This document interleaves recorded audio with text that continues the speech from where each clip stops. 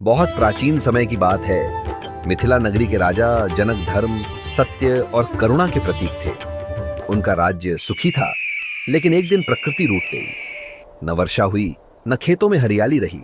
धरती सूख गई और प्रजा भूख व पीड़ा से कराहने लगी। ऐसा लगता था जैसे स्वयं धरती माता रो रही हो। राजा जनक से यह पीड़ा देखी न गई। उन्होंने राजसुख त्याग दिया और यज्ञ करने का संकल्प लिया।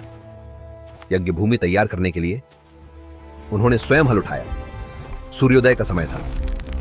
मंत्रों की गूंज वातावरण में फैल रही थी। जैसे ही हल धरती को चीरता हुआ आगे बढ़ा, अचानक धरती कांप उठी।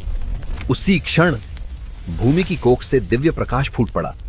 वह प्रकाश इतना तेज था कि सबकी आंखें झुक गईं।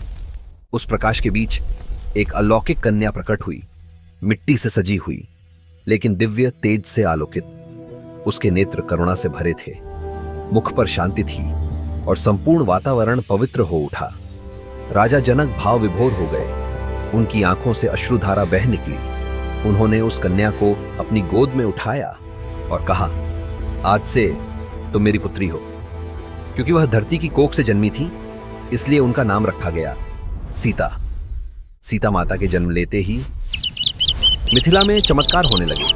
सूखी धरती हरी हो गई, बादल बरसने लगे, खेतों में फसलें लहलहा उठी। प्रजा के चेहरे पर फिर से मुस्कान लौट आई। सब समझ गए, यह कन्या साधारण नहीं, बल्कि धर्म और पवित्रता की साक्षात मूर्ति है।